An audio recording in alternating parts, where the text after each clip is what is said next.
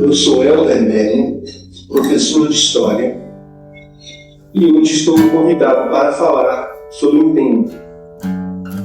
Era uma vez Salvador, Bahia. Eu quero relatar a minha primeira experiência nessa cidade no ano de 1975, quando eu cheguei aqui. Para mim tudo era muito novo.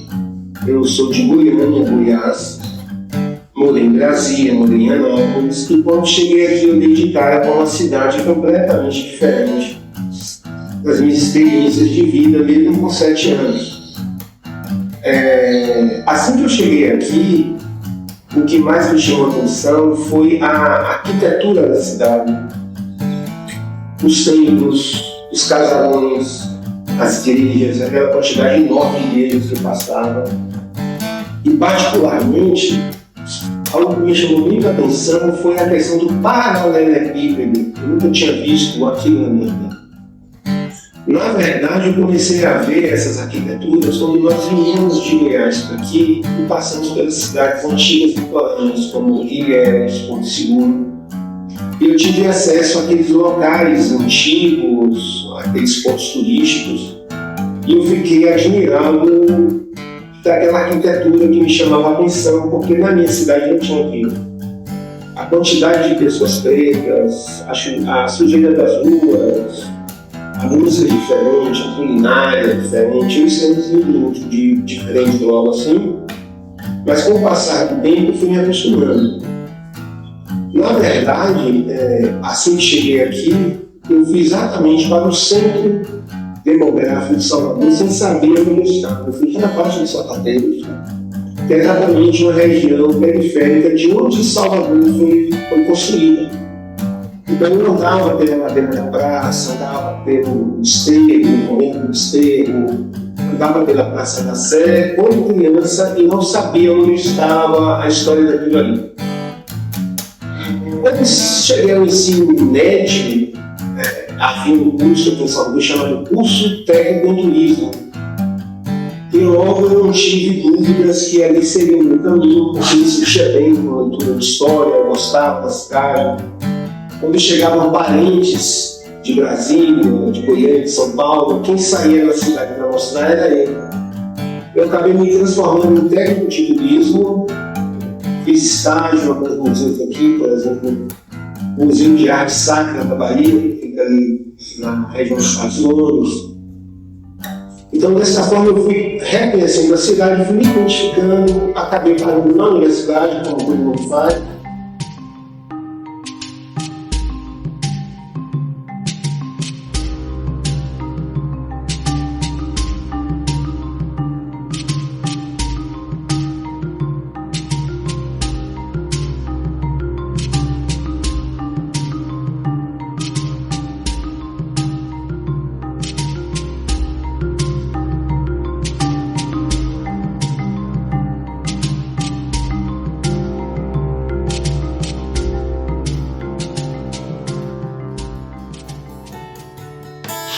Agora, sobre a cidade de Salvador, seria necessário falar sobre o cenário europeu.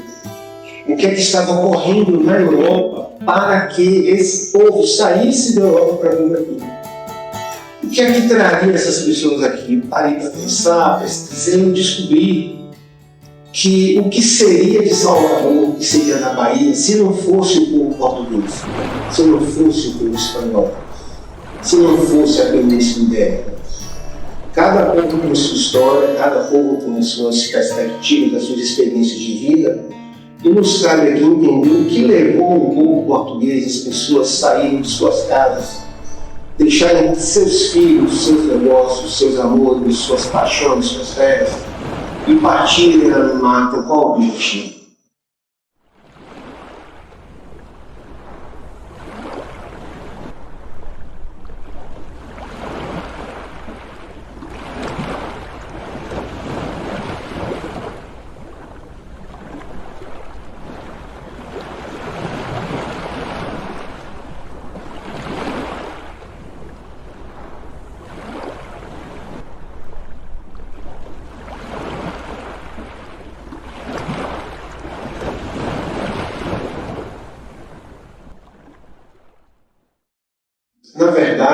espanhol e o povo português era um povo sofredor, um povo que lutava por amor, que lutava pela sobrevivência, que lutava contra as guerras, que sobrevivia às invasões bárbaras que existiam ali na formação da Idade Média, que sofreu também com as invasões árabes no meio da Idade Média e que sofreu também com caos econômico no início da Idade Moderna.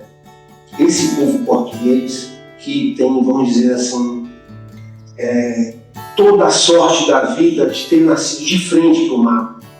Então os problemas que existiam na Espanha, a disputa territorial entre árabes e espanhóis, fez de Portugal uma nação sensacional, o primeiro país que surgiu no mundo de maneira organizada, com um território unificado, com um poder de engenho unificado, com uma religião oficial, com um exército magnífico, organizado, e com uma grande preocupação que não existia em nenhum reino, que era a preocupação marítima, com as técnicas de navegação, com as conquistas que o europeu alcançou ao longo do tempo. É muito, vamos dizer assim, difícil a gente mensurar quais são as necessidades, mas o que me levou a crer nesses anos todos é que o que trazia esses portugueses, espanhóis, holandeses para aqui era uma série de motivos. Desbravar, enriquecer, atividade sexual, a ganância de fazer alguma coisa, de chegar na sua região com resultados da sua luta, ter terras, comer produtos diferentes, sentir a vida, desbravar, vencer, ficar rico. Lembrando que nesse período aí, no século XV, que é quando Portugal e Espanha começam a se estruturar como nação, é muito bom informar que essa época é a época do crescimento do capitalismo, do crescimento das relações econômicas, da volta da circulação da moeda. Então era necessário para que essas nações, vamos dizer assim, chegassem à frente do tempo, que elas se organizassem internamente e fossem em direção ao Oceano Atlântico, porque se existia naquela época a notícia de que havia terras ao mar, que existiam caminhos que você poderia ir e voltar com determinada cautela, mas com segurança de retorno. Então Portugal escolhe a ciência, escolhe a tecnologia das navegações, cria escolas, cria universidades, cria sistemas de ensino. A Espanha vai nessa mesma vertente. A Espanha contrata, por exemplo, Cristóvão Colombo. Cristóvão Colombo chega aqui na América Central, dá de cara com um continente sem saber onde ele está. Na verdade, quem acaba tomando os méritos dessa conquista, na visão europeia, seria Américo Vespúcio. Américo Vespúcio chega meses depois, bate no peito e fala: eu descobri um continente. Daí vem o nome América, um continente repleto de sonhos, de ambições, de luta, de recomeços. E é exatamente esse povo que vem aqui, esse povo português, que vai recomeçar aqui a questão econômica dos seus vidas. Eles vão buscar aqui uma forma de melhorar a sua realidade material. Depois de Cristóvão Colombo e depois de Américo Vespúcio, a gente vai ver a presença de Pedro Álvares Cabral. Quando Pedro Álvares Cabral chega aqui, na verdade, não se trata de um descobrimento de uma região. Na verdade, essa região já existia há muito mais tempo como Europa, é uma questão geológica, mas é como se esses habitantes que estavam aqui, eles tivessem parado no tempo. É como se esses navegadores italianos, portugueses, espanhóis, holandeses, é como se eles tivessem entrado em uma máquina do tempo, viajado 1 mês e meio a 2 meses e chegado numa região completamente antagônica à realidade deles, com uma vegetação diferenciada, com um clima super quente, úmido, com insetos, com animais que eles nunca viram, com um povo que estaria num outro grau de materialidade, que a gente diria, entre aspas, um grau inferior de materialidade. Na verdade, o povo português, né, que chega aqui e vai dominar essa região, esse povo ele vai disputar com a Espanha o domínio dessas regiões. Então a Espanha muitas vezes esteve ao lado de Portugal, outras vezes esteve contra, mas são nações primas, amigas, que têm uma história muito parecida e um entroncamento étnico também muito parecido. Os dois países de língua latina são estrangeiros que chegaram ali, alamanos, visigodos, ostrogodos, burgundos, junto com os latinos, foram se misturando e tentando falar a língua latina e acabaram criando o português e o espanhol. Então aqui nessa região, aqui na Bahia, havia a necessidade de se tomar posse e se legalizar, se formalizar, vamos dizer assim, a propriedade que estava aqui. Já que os habitantes da região eram habitantes que não tinham ainda o domínio do arma de fogo, não conheciam mapas cartográficos, não conheciam a bússola. Os habitantes daqui, os índios, quando viram a caravela, por exemplo, eles ficaram maravilhados, assustados com aquilo ali. Isso se deve à magnitude do povo português, à bravura, à glória do povo português, do seu que o povo português foi.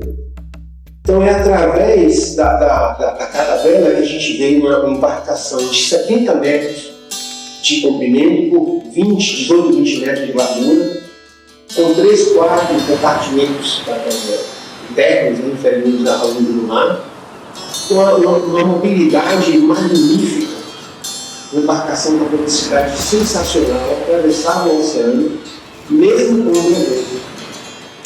Quando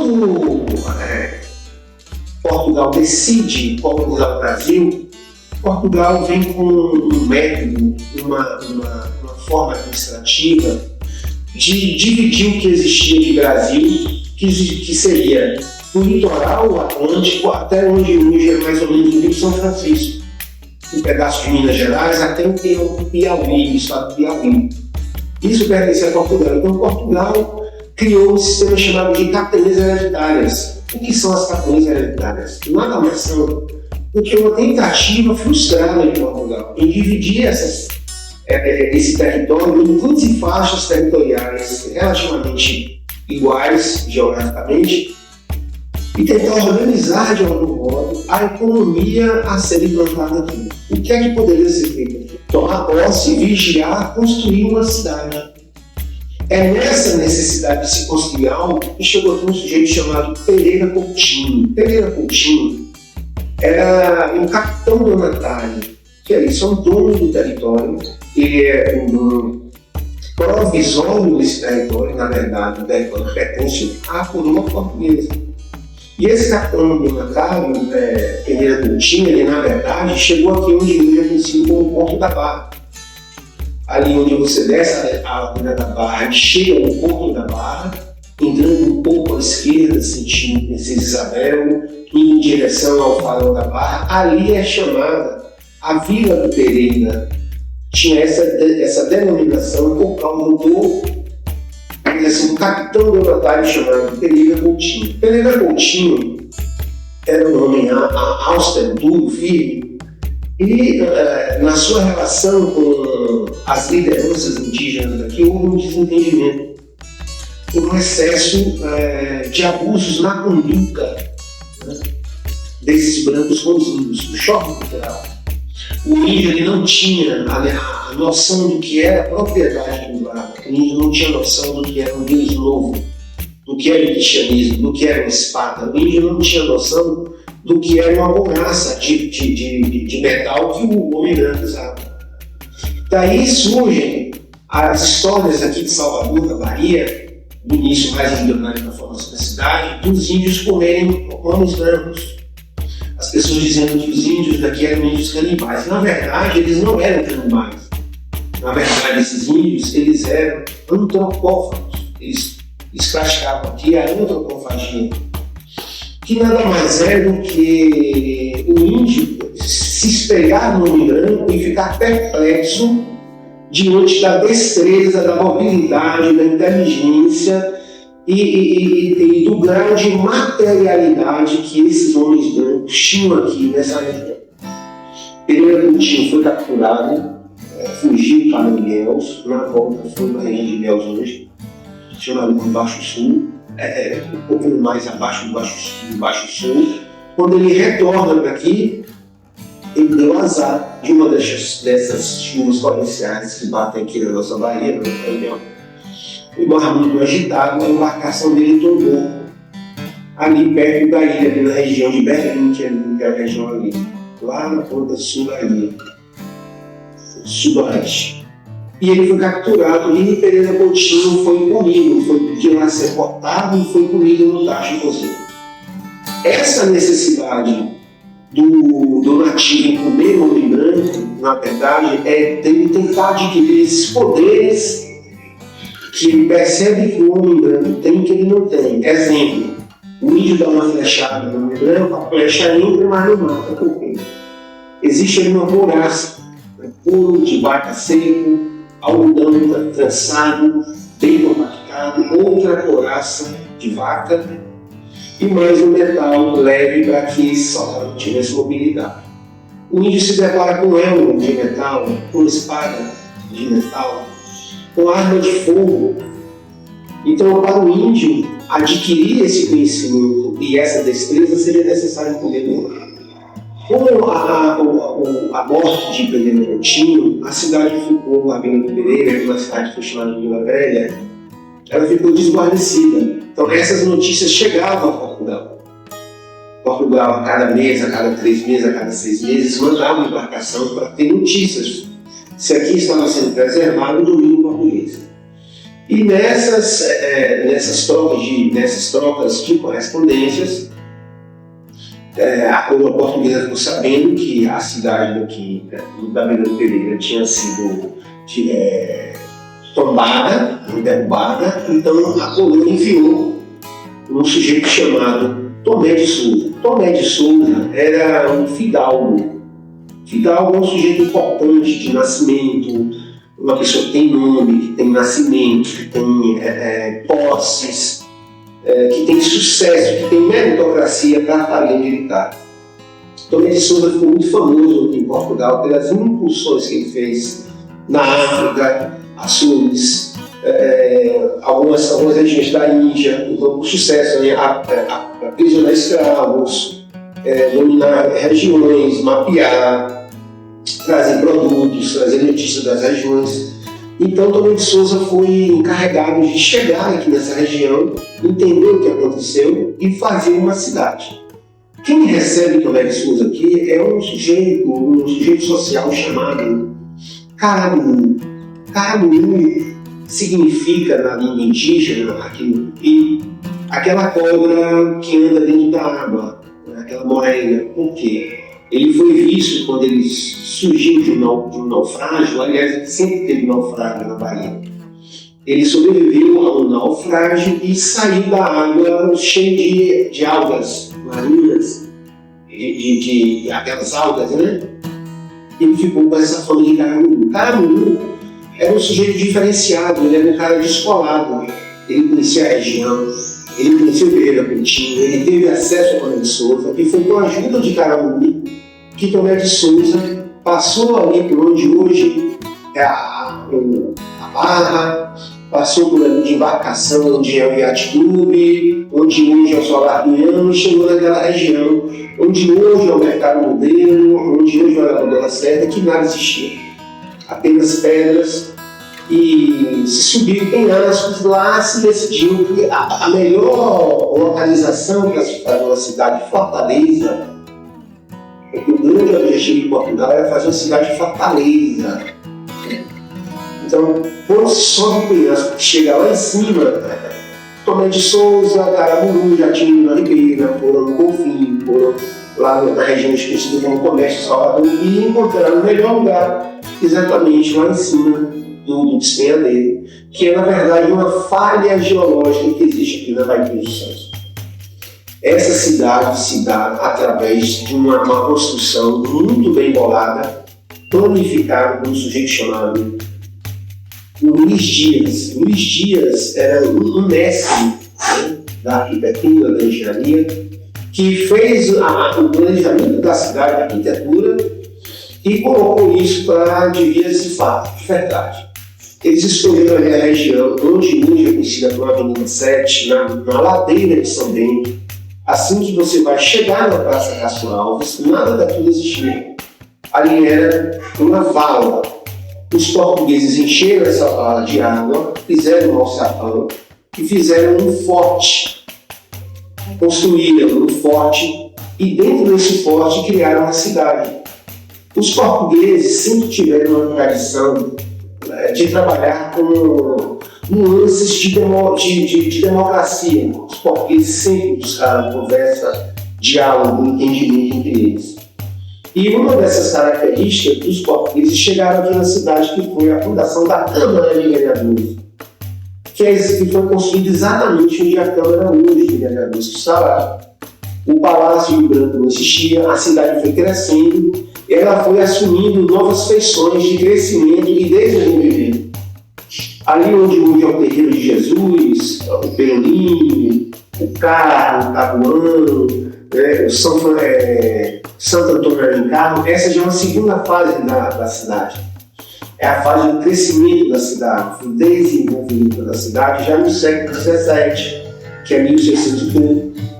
Século XVIII, 1700 e pouquinho, já tinha Nazaré, já tinha a região ali da Barroquinha, que era o das Tripas, a região do Barbalho também começou a ser desenvolvida ali no século XVIII, que é 1700 e pouco, a Vitória, né? As pessoas tinham acesso pela Vila Pereira também, a Vitória, aquela igreja da Vitória que está ali, a igreja da Vitória, uma das igrejas mais antigas do Brasil. Ela já existia ali quando a Convenção chegou, muito formada. Então a cidade ela foi crescendo, ela foi se desenvolvendo e ela foi ocupando essas feições de hoje, mas através da transformação radical da situação do povo. Essas regiões mais antigas elas foram ficando gradativamente, com o tempo, decadentes. E a população também foi ficando à margem dessas regiões, indo para as encostas, indo para, vamos dizer assim, invasões nas encostas da cidade. Então, ladeira da montanha, ladeira da preguiça, ladeira da praça, que agora vai virar a ladeira do Revolta dos Malês, a ladeira da Água Busca, essas ladeiras todas que existem ali são frutos de deslocamento de terra, desabamento de terra, em que as pessoas, desde essa época aí do século XIX, 1600 e tanto, já tinham desabamento nessa região. Nesse sentido, Salvador foi gradativamente crescendo, mas a gente percebe que não houve aqui uma preocupação em se fazer uma cidade produtiva em termos econômicos, né?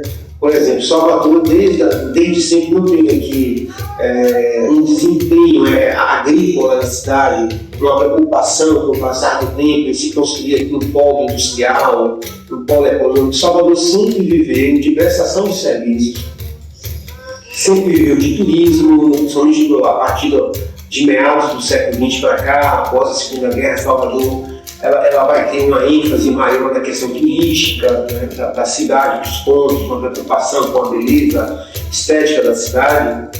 Mas no século XVIII, século XIX, a vida aqui era muito difícil. As condições de higiene da cidade eram terríveis, as pessoas não tinham muita noção do que era público, do que era privado, do que era excesso, do que era necessário, enfim.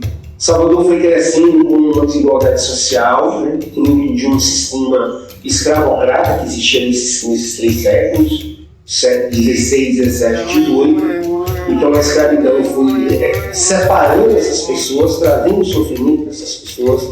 Essas pessoas chegavam aqui em navios negreiros até o século XIX, por exemplo, até 1850. esse povo chegava aqui raquítico, com raquitismo, com depressão, com desidratação, com problemas de ordem psicológica que eles davam no banco.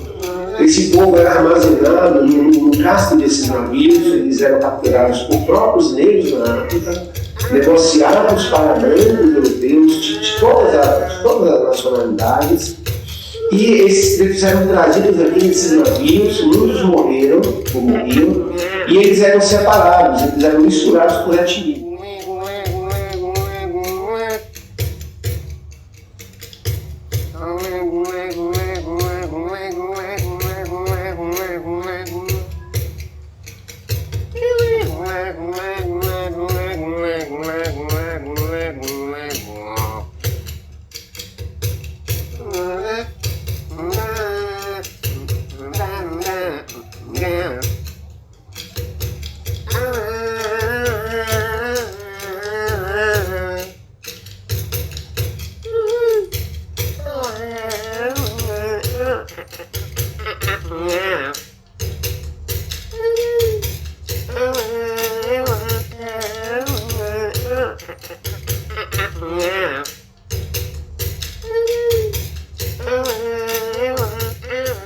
Então, Bando, Nagô, Gênese, Urubá, Costa do Breninho, Costa do Bafim, Golfo de Minas, esse povo era todo misturado porque eles não falavam a mesma língua. Então, era muito mais fácil você dividir essa população dentro de um navio negreiro, e esse povo não conseguia se comunicar, não conseguia fazer as necessidades fisiológicas, havia abusos de ordem sexual, alguns presos morriam, eram jogados no mar, porque não dava para manter uma pessoa no mar falecida. Então, os pretos eles acabaram sofrendo muito na pele essa injustiça que é a escravidão. A escravidão por si só é um absurdo, porque é inadmissível você pensar a possibilidade de você escravizar pessoas e colocar as pessoas para servirem aquilo que a tua ideia e a tua necessidade momentânea demanda. Então a escravidão ela foi sendo gradativamente aqui em Salvador combatida por núcleos pretos, por pessoas pretas que estavam nessa batalha. Aqui em Salvador existia uma coisa muito interessante, que as pessoas falavam muito de tráfico de negros, tráfico negreiro. Na verdade, existe uma confusão. Só se pode falar de tráfico de escravos a partir de 1850 aqui em Salvador. Por quê?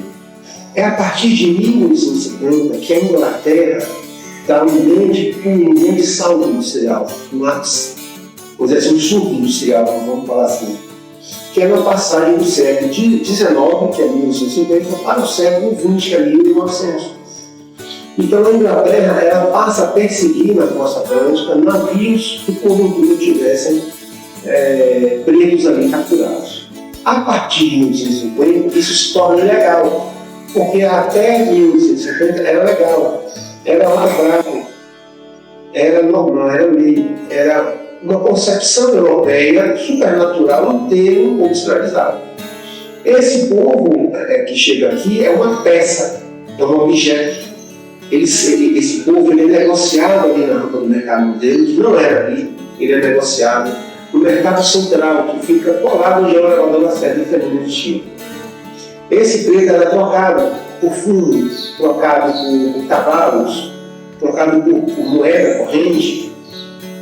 Eles eram separados e vendidos de acordo com suas qualidades pessoais.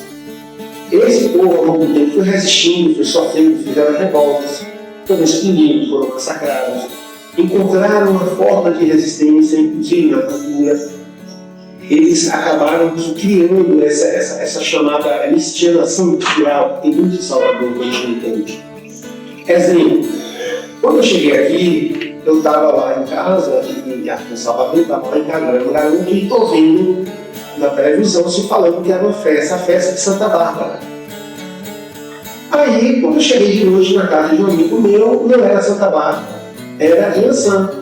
E se tinha lá um caruru, umas comidas baianas que eu pensava que era comida africana. Então, Na verdade, o que o preto faz, o que nos leva a crer? Que o povo preto, para conseguir sobreviver dentro da sua dor, com a sua cultura, com as suas necessidades e a sua malevolência, a sua manha, ele acabou criando essa miscigenação cultural, esse misticismo religioso, que já existia até mesmo dentro da Igreja Católica.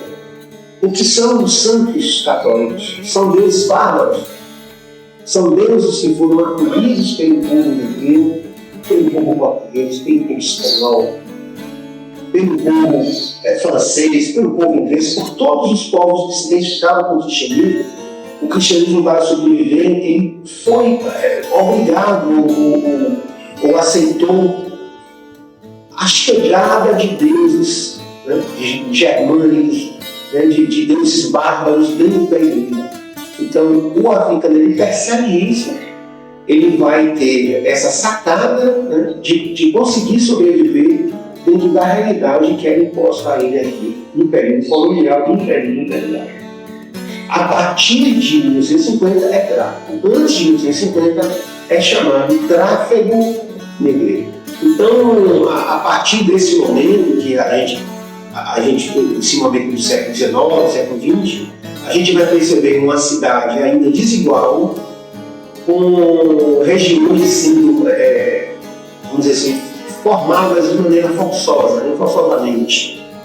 Cada vez mais distante essas pessoas empobrecidas, no centro da cidade, de acordo com o crescimento dessas novas áreas, o centro vai ficando decadente, essa população volta para o centro da cidade, onde hoje é o Pelourinho, essas regiões foram, vamos dizer assim, dominadas pelas pessoas mais pobres. E hoje Salvador, depois desse tempo todo, né, Salvador passou por um processo de glamour no início do século XX, com o final da Segunda Guerra. Então o turismo foi muito divulgado, os governantes por aqui passaram, formaram várias avenidas, grandes extensões de ruas, como o Mororô, o Mundiá, a Vasco da Gama, a Avenida Suburbana, já no início, no final dos anos 60, dos anos 70, e a cidade foi crescendo, se adaptando a essa falta de organização, colocando à margem da sociedade uma quantidade gigantesca de pessoas,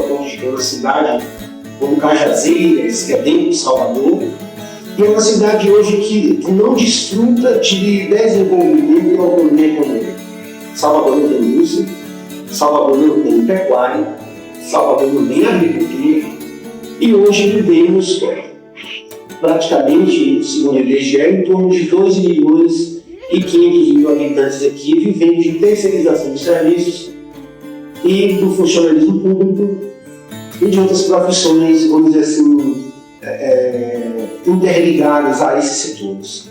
Salvador carece hoje de mais atenção, de um foco mais atencioso dessa geração que está vindo, porque da forma que está, a tendência é que as coisas não se encaixem muito bem lá na frente. A cultura negra, a cultura preta, do reconhecimento, né, desse povo, né, do valor desse povo na história da Bahia, de Salvador, e que foi muito importante para o que nós somos hoje. Todos esses três povos acabaram formando aqui na nossa cidade o que nós somos hoje, de melhor e de pior. Que a cidade de São Salvador foi um nome dado, uma homenagem a Jesus Cristo, uma cidade criada e projetada por portugueses para ser modificada a realidade espanhola, a realidade portuguesa, a realidade europeia na época, que não era nada fácil. Então a história tem várias coisas, várias versões, cada um conta da forma que quer, e essa é a minha forma de ver Salvador.